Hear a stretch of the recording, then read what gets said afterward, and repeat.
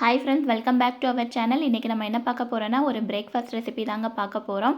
நீங்கள் இட்லி மாவு இல்லாத சமயத்தில் நீங்கள் இன்ஸ்டண்ட்டாக ஏதாவது செய்யணுன்னா இந்த மாதிரி ட்ரை பண்ணி பாருங்கள். இல்லை இட்லி தோசை சாப்பிட்டு போர் அடிக்குதுன்னா கொஞ்சம் டிஃப்ரெண்ட்டாக இந்த மாதிரி செஞ்சு பாருங்கள். ஃபஸ்ட்டு ஒரு பெரிய பவுல் எடுத்து ஒரு கப் அளவுக்கு அரிசி மாவு, ஒரு பெரிய வெங்காயம் சின்னதாக கட் பண்ணது, ஒரு துருவின கேரட் 1, மீடியம் சைஸ் தக்காளி, ஒரு பச்சை மிளகாய், கொத்தமல்லி, பெருங்காயம் கொஞ்சம், 1/4 ஸ்பூன் அளவுக்கு மஞ்சள் தூள், டேஸ்ட்டுக்காக உப்பு ஆட் பண்ணிக்கோங்க.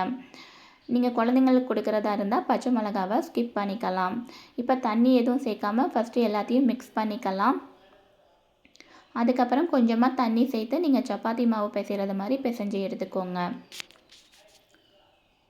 இதை நீங்கள் 1/2 hour 15 minutes ஊற வைக்கணும்ல அவசியம் இல்லைங்க. இன்ஸ்டண்ட்டாகவே ரெடி பண்ணிடலாம்.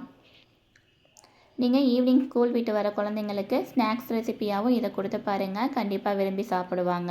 இப்போ ஸ்டவ் ஆன் பண்ணி தோசைக்கல் வச்சுக்கலாம். லைட்டாக ஹீட் ஆனதும் எண்ணெய் அப்ளை பண்ணிக்கலாம். இந்த மாதிரி மாவை லைட்டாக தட்டி எடுத்துக்கோங்க. அடுப்பை மீடியம் ஃப்ளேமில் வச்சுக்கோங்க.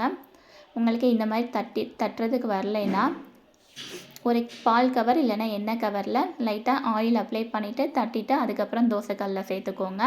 இந்த மாதிரி நீங்கள் தோசைக்கல்லில் தட்டும்போது பார்த்து கவனமாக செய்யுங்க, கை எதுவும் சுட்டுறாமல்.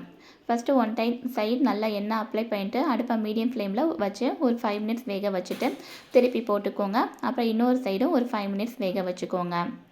பாருங்கள், எல்லாமே நான் ரெடி பண்ணிட்டேன். இன்றைக்கி 1 கப் அரிசி மாவுக்கு எனக்கு 6 ரொட்டி கிடைச்சது. இதை நீங்கள் தேங்காய் சட்னி இல்லைன்னா கார சட்னி கூட சர்வ் பண்ணி பாருங்கள். டேஸ்ட்டு சூப்பராக இருக்கும். இந்த வீடியோ பிடிச்சிருந்தால் லைக் பண்ணிட்டு மறக்காமல் நம்ம சேனலை சப்ஸ்கிரைப் பண்ணிடுங்க. தேங்க்யூ.